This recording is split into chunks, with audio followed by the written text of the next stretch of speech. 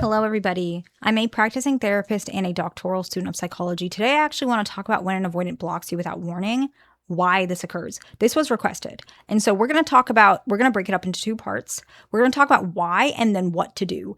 What we're talking about is very general. It's not as specific. If you need something specific, you can book a call with me. That's pinned in the comments. But I'd like to try and make even my general videos, I'm going to try and make it as specific as possible, even though it's not entirely possible, because some people, I understand, services can be expensive, or maybe it's not in their means for whatever reason. And so I still really like to try to put that information in my videos based on a lot of the things I'm seeing. So please keep that in mind. But if you still feel like it's not landing, you're welcome to a service if it works and it's best for your means. It's pinned in the comments. And so the first one is they're actually overwhelmed and they need a break. So typically, they reacted quickly and blocked you. This is actually more common with female fearful avoidance. It can happen with either type of avoidant and either gender, but it's much more common with female fearful avoidance.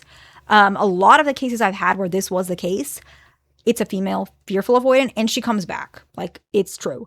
I think it's interesting where a lot of times I may have a call with one of you guys and I might say, okay, do A, B, and C. She'll probably come back. And then the next time I have a call with you, you're like, hey, she came back. Now what? And I think that's very interesting because it really shows me that a lot of times, I'm not grilling anyone specifically, you will get in your head a lot and think that it was you when it had nothing to do with you.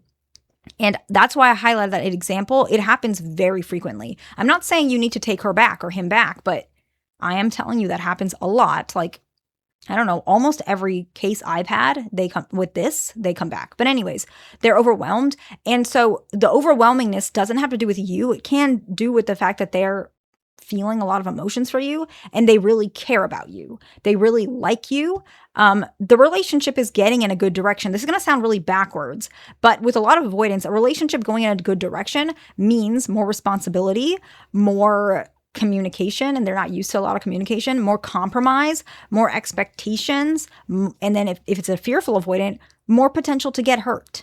And so as the relationship progresses, sometimes they're going to need some breaks. And the reason why I say this is more common with female fearful avoidance, but fearful avoidance in general, they react really quickly because of the trauma they've been through and they might block you. Dismissive avoidance might do this as well, but usually it might be for other reasons, which I'll explain. This one, incredibly common with fearful avoidance, especially females, okay? The next one. This one is actually more common with male dismissive avoidance. Now, it does happen with female dismissive avoidance as well, or fearful avoidance, but much more common with male dismissive avoidance. They might feel like they are establishing boundaries without recognizing they're triggered. So they think they're not triggered. They think I'm establishing a boundary because a boundary was crossed. Okay, and so the tricky part about this one is they didn't communicate the boundary. And so they don't realize that part.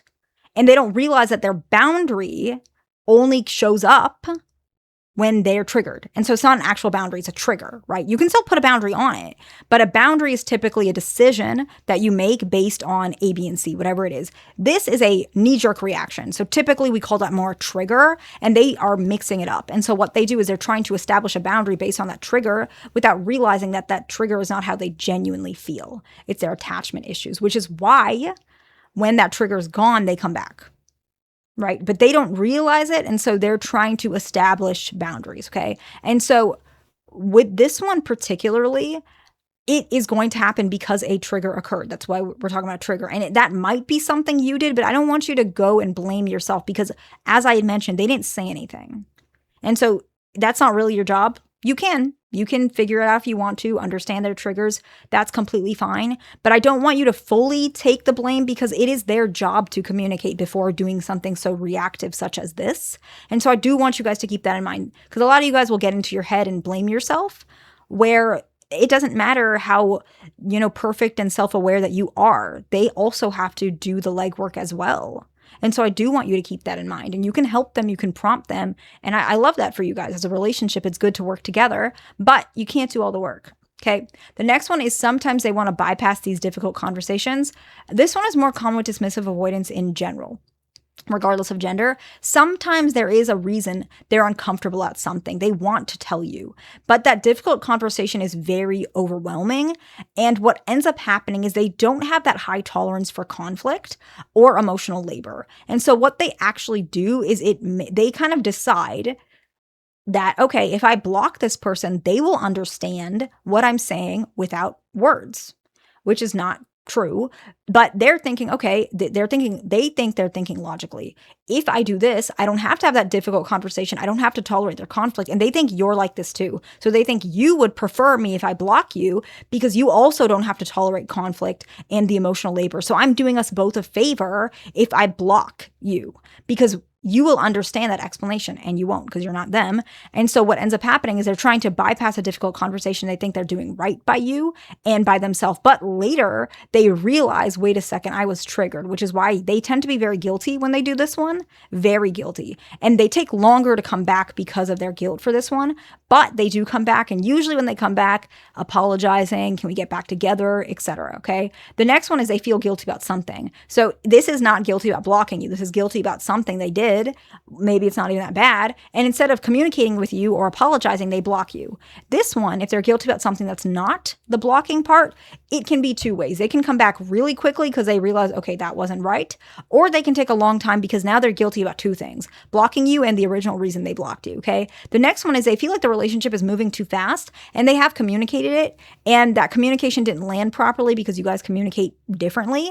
And so they blocked you, which is I don't recommend this ever, but some people do it depending on the situation. If it's like a very neglectful situation, sure, maybe you need to set that boundary, but very likely that's not the case. They just didn't know how to communicate, so they blocked you, okay? The next one is they're becoming very attached and it's causing them to question their identity, knee-jerk reaction, where they think, okay, this is not the independent person I'm raised to be. Who am I? Who is the person I'm becoming? Maybe I don't like this person and it's your fault because you're the person that's making me become attached. You're making me change my ways and my routine is changing. My sleep schedule's changing. I'm thinking about you more often. I can't focus on work. I don't like this. You know what? I'm just going to cut it off cleanly. Block, right? And that's not healthy, but I'm just telling you why this happens. I'm not saying it's right. So what do? So take time to explore what you contributed to the dynamic. Everyone has some contribution, right? Good and bad. The next one is really important, okay?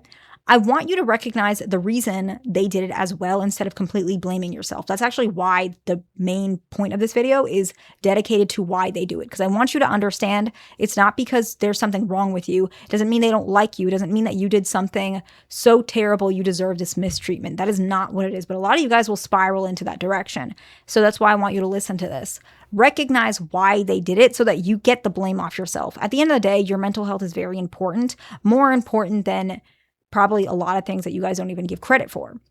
And so I want you to keep in mind that recognizing why they did it, even if you don't want them back, is important because it gives you closure. The next one is take time to mourn the loss. And the last one is the part that a lot of you guys don't like, but I would be lying if I didn't tell you this is really important.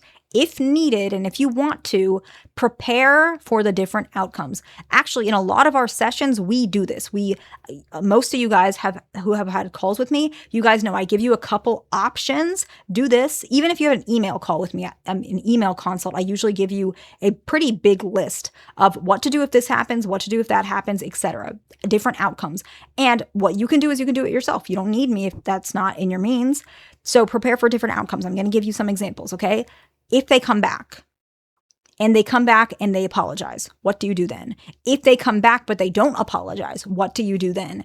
If they come back but it doesn't seem like anything has changed and they're starting very slowly, what to do if they don't come back, right? So different outcomes. And I want you guys to think logically because a lot of you guys do not prepare for when they come back and then you book a call with me, which I can appreciate and I'm here for you. You say they come back. They came back. I thought they would never come back, even though we spent some time preparing for when they'll come back. But a lot of people don't believe it because you guys think that some of you guys think you're so unworthy, you're so unlovable that no one would ever want to be with you. And so you think, okay, this is proof this person blocked me because I'm not lovable. And then when they come back, you're like, what is this thing? Why would anyone want to come back to me? I want you, if you're really going to do this, prepare for that outcome as well, because I almost guarantee with most of your cases, they do come back. I'm not saying that to make you happy. Some of you guys might be mad about that, but I'm telling you the truth. This is based on my experience. I'm not just saying this because I want to.